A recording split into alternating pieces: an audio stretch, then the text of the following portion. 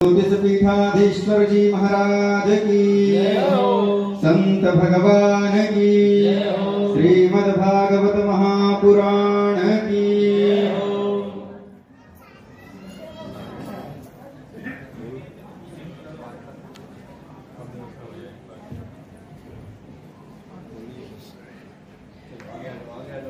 नारायण समारंभां श्री शंकराचार्य मध्यमां अस्मदाचार्य पर्यन्तां वंदे श्री गुरु परंपरां।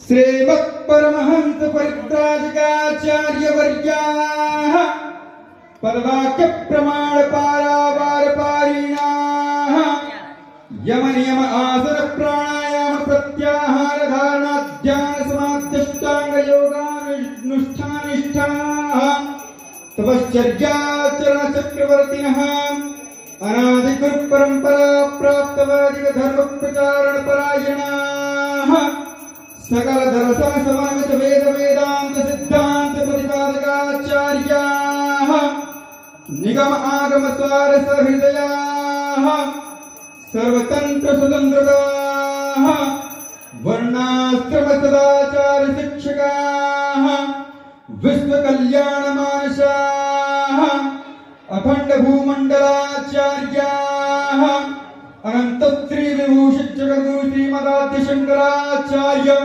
भगवत्पाद स्थापित मर्यादा पोषण परायणाः परापर विद्या विद्योदितान्तःकरणाः अवकनन्दातीरवासिनः श्री बदरी नारायण समाराधन मानसाः ज्योतिरीश्वर वेद पूर्णांगोपासकाः उत्तराम्नाय ज्योतिर्मठाधीश्वराः अनंत श्री विभूषित जगद्गुरु शंकराचार्य श्रीमत् अविमुक्तेश्वरानंद सरस्वती स्वामी वर्याः विजयन्ते तराम और शंकराचार्य भगवान की। पूज्य शंकराचार्य के चरणों में इस दास का कोटि कोटि प्रणाम स्वीकार हो।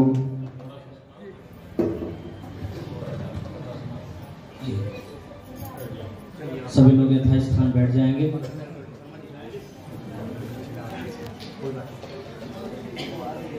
बल वृंदावन बिहारी लाल की, श्रीमद् ज्योतिष पीठाधीश्वर भगवान की। नमः पार्वती पते हर हर महादेव। सज्जनों, भगवान की कृपा हो गई। पूज्य महाराज श्री ने बहुत अनुनय विनय नहीं,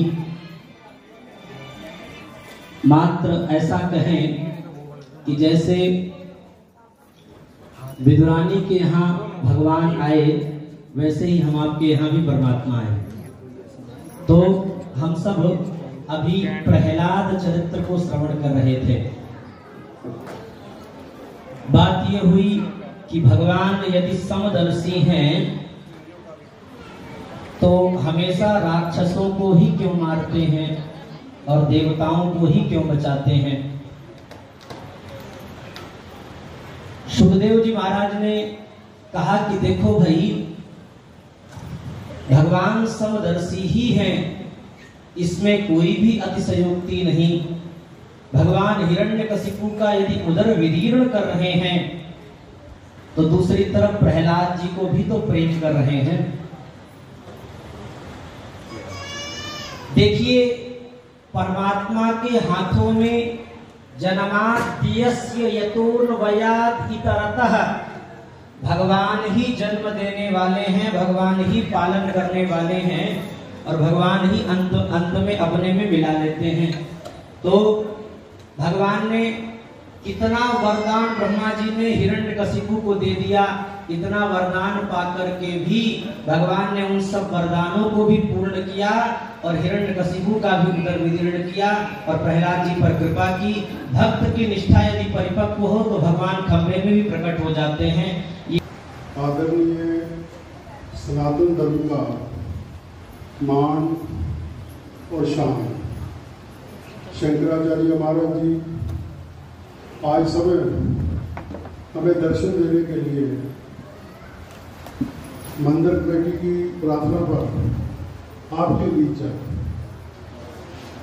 और आज यहाँ खुशी की बात है कि भगवत कथा, परम पूजनीय भगवत कथा व्यासपीठ पर महाराज जी अपने मुख से हमारी सनातन संस्कृति के बारे आपसे चर्चा कर रहे हैं। चाहे गौ माता की कथा हो, चाहे भगवत कथा हो, उन दोनों का सार तो एक ही है कि सनातन की पहचान, और सनातन की पहचान सबसे बड़ी गौ माता है। भगवत कथा में भी हर श्लोक के साथ गौ माता का वर्णन आता है। और आज हमारे परम पूजनीय शंकराचार्य महाराज जी पूरे देश में गौ माता को राष्ट्र माता का दर्जा दिलाने के लिए आज पूरे देश में प्रवास कर रहे हैं। पिछले समय परम पूजनीय महाराज जी ने वृंदावन से दिल्ली तक पैदल पद यात्रा, जो इनके पद हैं, पैर हैं, वो हमारे लिए पूजनीय है। उनके ऊपर भी मैंने एक वीडियो के ऊपर देखा, छाले पड़ गए थे। इतना महाराज ने कष्ट सह करके भी गौ माता को राष्ट्र माता का दर्जा दिलाने के लिए पद यात्रा लोगों को प्रेरणा देने के लिए की। गौ माता के लिए हमें पंजाब में सेवा का मौका मिला, काफी कुछ किया, पर जो किया मैं समझता हूँ वो पूर्ण रूप पर काम नहीं है। अभी गौ माता का काम बहुत होने वाला है। आज गौ माता की हत्या कसाई कर रहे हैं। सनातन प्रेमी कुछ लोग हैं जो गौ माता को बचाने के लिए आगे आ रहे हैं, आप जैसे, ज्यादा लोग नहीं। अगर हम सब लोग जो हिंदू हैं, सनातनी हैं, गौ माता को बचाने के लिए आवाज उठाएं, तो मुझे तो लगता है कि मारने वाला दूर से भी भाग जाएगा।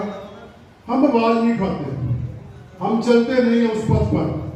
जिस पथ पर चलकर गौ माता ने बचना है, वो तो महाराज जी आपको अपने प्रवचनों में बताएंगे। और मैं ये कहना चाहता हूं, यह होशियारपुर की धरती, ये भी बहुत प्राचीन काल से मंदिर है कि भगवतः इदं भागवतम, जो भी वस्तु भगवान की हो गई उसका नाम भागवत। भागवत माने ये पोथी नहीं, भागवत माने वो हर वो चीज जो भगवान की हो गई वो भागवत। अगर आप भगवान के हो गए तो आप क्या होंगे? आप भागवत हो जाए। अगर ये बहन हो गई भगवान की तो ये भागवत हो जाएगी। इसीलिए जो भगवान का हो गया उसी का नाम भागवत है। इसलिए भागवत में जिन जिन के नाम आए हैं वो असुर हैं कि देव, ये बात की बात है, असल में वो सब भागवत है। इसीलिए जब भागवत की कथा होती है तो हिरण्यकशिपु का भी नाम लिया जाता है और प्रहलाद का भी नाम लिया जाता है। दोनों अब भागवत हो गए। तरीका दोनों का अलग अलग था, लेकिन चिंतन दोनों ने भगवान का किया। इसीलिए दोनों ने भगवान के चरणों में ही विश्रांति प्राप्त कर ली। इसलिए जिस भावना से हो सके उसी भावना से भगवान को अपने हृदय का विषय बना। ये संसार के लोगों से तुम प्यार करते हो, लेकिन टिकता कहां है? जो नई उम्र के बच्चे बच्चियां यहां बैठे हैं उनसे तो हम नहीं पूछ रहे हैं। जो पक चुके वो बता सकते हैं कि आपने जहां जहां प्यार किया टिका? कुछ नहीं। जैसे गर्म चीज किसी प्लास्टिक पे रख दो तो पिघल जाता है, वही हालत। जिससे प्यार करो, आप सब कुछ समर्पित कर दो, लेकिन बाद में पता चलता है कि कहीं कुछ नहीं, टिकता नहीं। क्या करें? इसीलिए ऐसे से प्यार करो जो टिकने वाला हो। और वो एक इसी श्रीमद् भागवत का नायक ब्रजेंद्र नंदन, मुरली का बजाने वाला, सबके प्रति भाव रखने वाला और सबको परम गति प्रदान करने वाला भगवान श्री कृष्ण। कृष्णाय वासुदेवाय हरे परमात्मने प्रणतः क्लेश नाशाय। जिसने भी उसको प्रणाम कर लिया उसके क्लेश का नाश हो गया। उसको करना नहीं पड़ता है, आप करोगे जैसे प्रणाम वैसे ही आपके क्लेश का नाश हो जाएगा। इसीलिए अपने मन को उसमें लगाना। इसीलिए एक वक्त भगवान के सामने गया, उसने सोचा कि भगवान को कुछ देना चाहिए, आए हैं तो। आप लोग भी जब कहीं देवता के दर्शन के लिए, गुरु के दर्शन के लिए विशिष्ट व्यक्ति के पास जाते हो तो कुछ हाथ में लेके जाते हो। हमारे यहाँ ये नियम है शास्त्र का, रिक्त पाणिर न पश्येत राजानम ईश्वरम गुरु। राजा के पास, ईश्वर के पास और गुरु के पास खाली हाथ नहीं जाना। कहीं कहीं पाठ वेद मिलता है, रिक्त पाणिर न पश्येत राजानम ईश्वरम स्त्रियम। घर में भी खाली हाथ नहीं जाना चाहिए। तो जो पुराने लोग हैं वो जब बाहर काम के लिए जाते हैं तो लौटते समय कुछ नहीं तो दो मूली ही सही खरीद के हाथ में लेके तब घर में प्रवेश करते हैं, खाली हाथ घर में लौटते हैं। नियम। तो आप कुछ न कुछ भगवान के लिए लेकर के जाते हो, भगवान को चढ़ा देते हो। उस भक्त के मन में भी भावना आ गई कि मैं भी भगवान को कुछ चढ़ाऊं, लेकिन उसने सोचा कि ऐसी चीज चढ़ाऊं जो भगवान के पास नहीं तो पहले से उनके पास है, हम भी दे देंगे तो कोई ज्यादा कदर नहीं। उसने सोचा कि क्या दें, का धन संपत्ति दे देते हैं, नगद। अब आजकल तो नगद रुपया हो गया, कागज का टुकड़ा। पुराने जमाने में तो रत्न या सोना चांदी धातु यही सब चलता। तो उसने सोचा कि कुछ रत्न दे देते हैं, नवरत्न। लेकिन जैसे झांक के देखा कि इनके यहाँ है कि नहीं, तो देखा तो रत्न ही रत्न पड़े। भगवान के यहाँ रत्नों की क्या है? पूछा उनके लोगों से, क्यों भाई इनके यहाँ रत्न? कहा अरे कैसी बात करते, रत्ना करो सदनम। रत्नों का जो आकर है, खजाना, समुद्र जहां से रत्न निकलते हैं, वही तो इनका घर। ये तो उसी समुद्र में शेषनाग की सैया पे सोने वाले हैं। इनका तो घर ही है रत्नाकर। वहीं से तो सब जगह पूरे संसार में जहां जहां रत्न निकल करके गया है, वहीं से निकल के गया। अरे तब ये आइडिया पे रत्न देने का कोई फायदा नहीं। रत्ना करो सदनम। तो सोचा अब क्या करें, नगद रुपया देते। गृहिणी च पद्मा, लोगों ने कहा कि लक्ष्मी जी इनकी घरवाली है, तुम क्या इनको दो। अब कुछ देने को जो सोचे वही भगवान के यहाँ पहले से, जो सोचे वही भगवान के यहाँ पहले से। तो बहुत मुश्किल में पड़ गया। लेकिन आप लोग जानते ही हैं कि जो खोजता है वो पाता है। बात तो था बड़ी धुन का पक्का। करते करते करते करते जीवन बीतता चला गया, चिंतन करते चला गया। एक दिन उसको इस बात का पता चल गया कि भगवान के पास भी एक चीज नहीं है। लोगों ने पूछा भाई क्या नहीं है? कहा कि इनके पास मन नहीं है, क्योंकि वो तो गोपियों ने चुरा लिया है। इनका मन था लेकिन गोपियों ने उसको चुरा लिया राधा जी के नेतृत्व में। इसलिए ये बेचारे बिना मन के हो गए हैं। बस जैसे ही उसको इस बात का पता चला, दौड़ करके भगवान के पास गया। कहा दत्तम मया निज मनः प्रतिदम गृहाण। हे भगवान, आप बिना मन वाले हो गए हो, अपना मन मैं आपको देता हूं, इसको कृपा करके स्वीकार कर लीजिए। तो भगवान बिना मन वाले, उनको और कुछ देंगे पहले से हरा पड़ा, कोई कदर नहीं। आप दो अलग बात है, जैसे सूरज को भी दीपक दिखा देते हो, सूरज को उससे उजाला नहीं मिलता। आपका शिष्टाचार सुरक्षित हो जाता है कि नाना भगत है, पूजा कर रहा है, केवल इतना ही होता है। ऐसे ही भगवान को आप दो, कोई बात नहीं है, लेकिन देने से उनको कुछ फर्क पड़ेगा ऐसा नहीं। असल में देने की चीज है वो है आपका मन। इसलिए अपने मन को सुमन बनाओ, देने लायक बनाना पड़ेगा।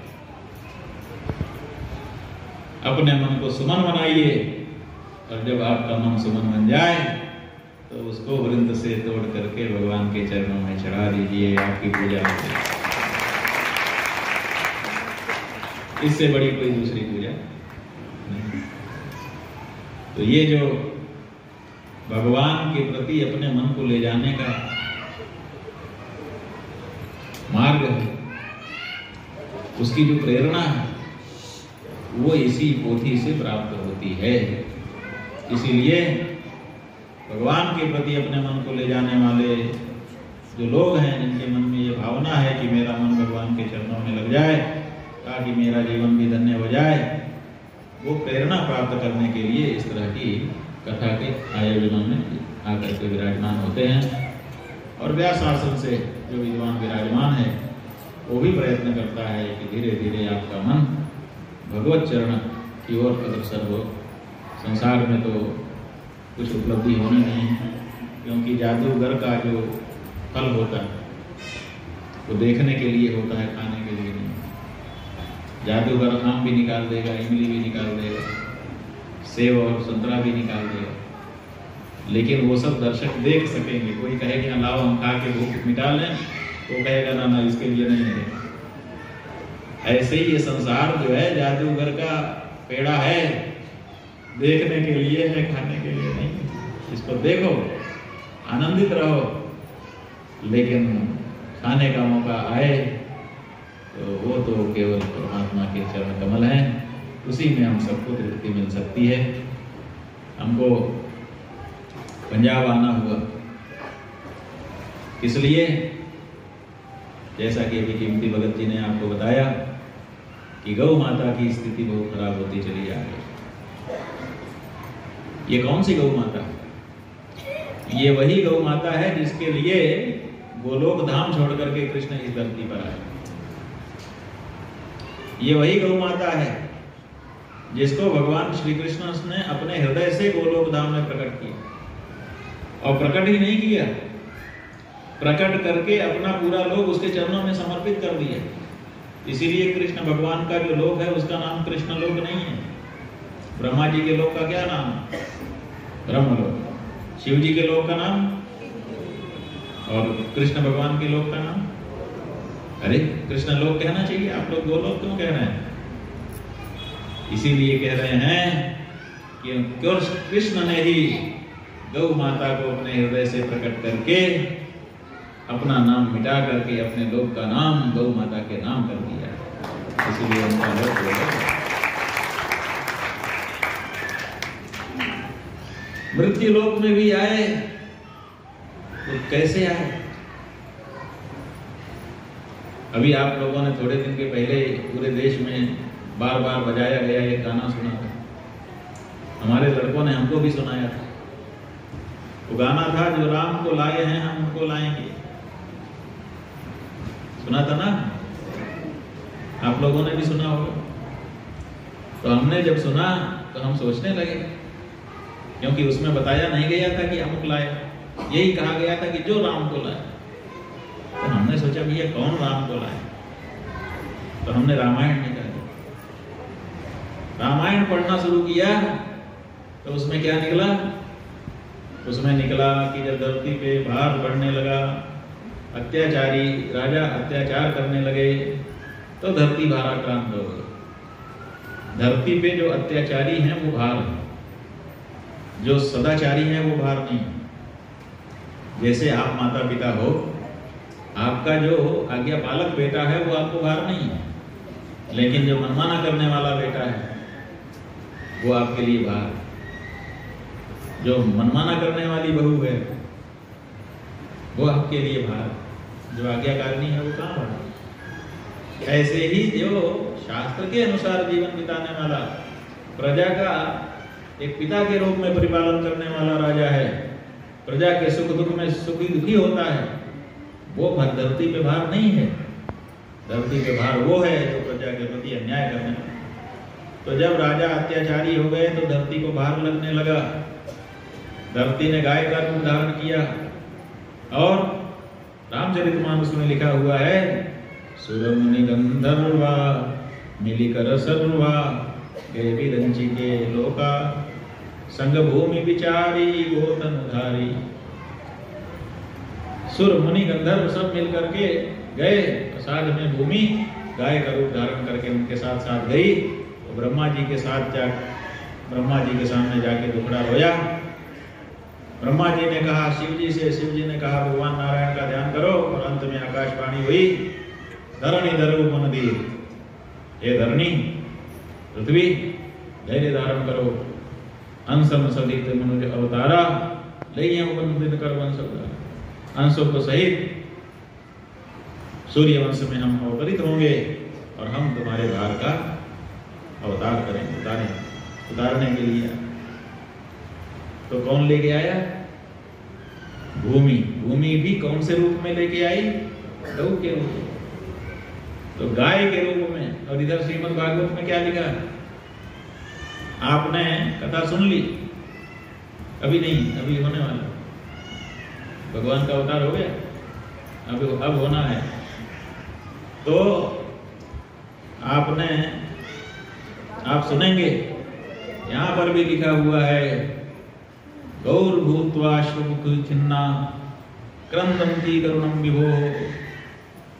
गाय हो करके खिन्न मन से करुण भाव से रोती हुई ये धरती ब्रह्मा जी के पास गई। तब ब्रह्मा जी ने भगवान की स्तुति की और भगवान ने कहा हम आएंगे, और तब आए। तो ये जो गाय है ये भगवान श्री कृष्ण के हृदय से निकली है, भगवान श्री कृष्ण की स्वामिनी है, और भगवान श्री कृष्ण को धरती पर लाने वाली, भगवान श्री राम को धरती पर लाने वाली है। ऐसी गाय आज काट करके बोटी बोटी की जा रही है और फिर विदेशों को बेची जा रही है मांस के रूप में। हमारे देश की सरकार खजाना भर रही है गाय का मांस बेच करके, और उसी सरकार को हम लोग वोट देते चले जा रहे हैं। ये लो भैया, ये लो भैया। आप लोग देते हो कि नहीं? सरकार जो अभी बनी है और जो इसके पहले की बनी थी, जो उसके भी पहले बनी, 75 साल में जितनी भी सरकारें बनी, किसके वोट से बनी? हमारे आपके वोट से बनी। और हमारे आपसे वोट से बनी सरकारों ने गाय के बारे में क्या रुख अपनाया?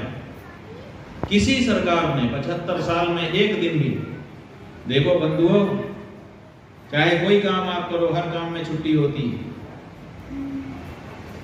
सरकार भी छुट्टियां घोषित करके रखती है, लिस्ट निकाल करके रखती है, लेकिन गौ हत्या के मामले में 75 साल में एक दिन की छुट्टी नहीं हुई। कोई खड़ा होकर के ये नहीं बता सकता कि 75 साल में एक दिन गौ हत्या बंद थी। एक दिन भी बंद नहीं होती, निरंतर अखंड, जैसे अखंड पाठ हो रहा ऐसे अखंड गौ हत्या हो रही है। ये क्या है? हमारे देवता जिसके लिए अपना सर्वस्व समर्पित कर देते हैं, हमारे देवता जिसके पीछे बिना जूता पहने जंगल जंगल भटकते हैं, हमारे देवता जिस गाय का इतना सम्मान करते हैं, उस गाय की ऐसी हालत, और उसके बाद भी हम समर्थन करते चले जा रहे हैं। इसीलिए आवश्यक हो गया कि हम आपको इस बात का स्मरण कराएं कि आप हिंदू लोग देखो, मुसलमान को गौ हत्या का पाप नहीं लगता। क्यों नहीं लगता? क्योंकि उनके धर्म के अनुसार पाप नहीं है। ईसाई को गौ हत्या का पाप नहीं लगता क्योंकि उसके धर्म के अनुसार वो पाप नहीं है। आपके धर्म के अनुसार पाप है। क्यों?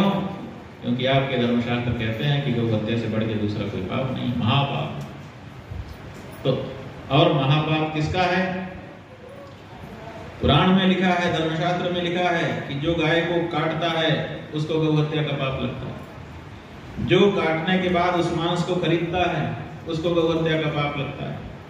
जो उस मांस को पका के खाता है उसको गौ हत्या का पाप लगता है। और जो उसको समर्थन देता है ऐसे कार्य, उसको भी गौ हत्या का पाप लगता है। तो इस अनुसार हम सबको गौ हत्या का पाप लगता चला जा रहा है। इसीलिए एक धर्माचार्य होने के नाते, आपका शंकराचार्य होने के नाते, आपका गुरु होने के नाते हम आपके सामने ये स्पष्ट करना चाहते हैं कि आपको गौ हत्या जैसे महापाप से बचना चाहिए।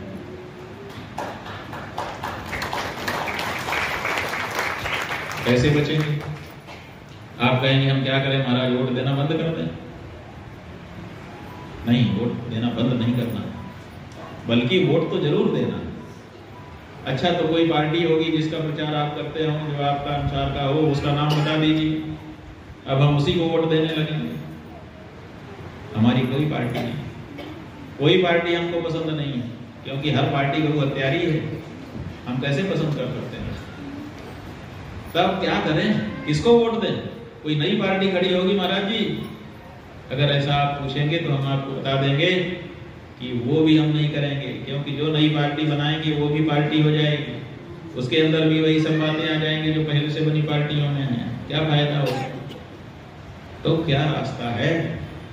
तो देखो, रास्ता ये है कि जब कोई आपसे वोट मांगने आए तो आप बड़ी दृढ़ता से कह दो कि भाई, अभी तक की जितनी सरकारें बनी सबने गौ हत्या किया है, मतदाता समर्थन करता है उसका, इसलिए उसको भी गौ हत्या का पाप लगता है। हम गौ हत्या का पाप लेने को तैयार नहीं है। इसलिए अगर तुम शपथ पत्र हमको दिखाओ कि हम अगर जीत गए तो हम गौ हत्या बंद करने का काम करेंगे, तब तो हम तुमको वोट देते हैं, नहीं तो नहीं।